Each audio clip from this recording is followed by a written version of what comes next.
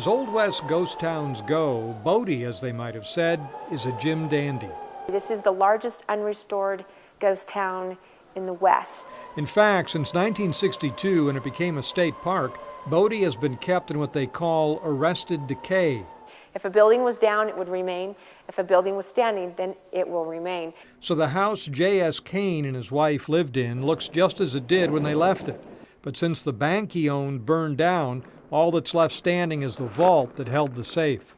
Some 70% of the town was lost in that fire, but 3 years earlier, Hollywood had paid Bodie a visit to film the early Western Hell's Heroes. And it's neat because the Bodie is still intact before the big 32 fire, so you get a chance to kind of see what it was all about back then. And if you visited the museum, you'll recognize a very familiar-looking hearse. Most of the town in the movie is gone now, and yet there is still so much left. It's wonderful. And just imagining the people, as they were. Bodie began with the discovery of gold here in 1859. And as it grew into a mining town, it developed a reputation for drinking, fighting, and gambling. The wickedest town in the West, they called it. There was an expression, the bad man from Bodie.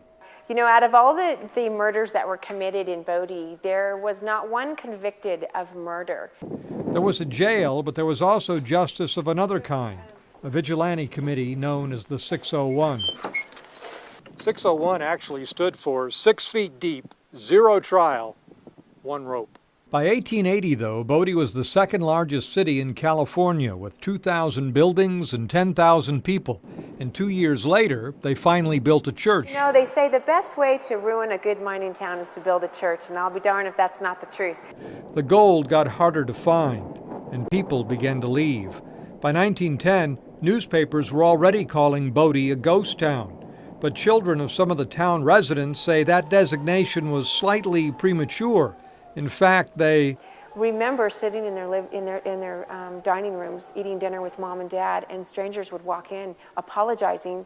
They thought this was an abandoned ghost town. Terry Geisinger has talked with many of the town's families and has written the Arcadia book on Bodie. And yes, she says, it's a ghost town that many claim really has its ghosts. It's something that I've experienced on many different occasions.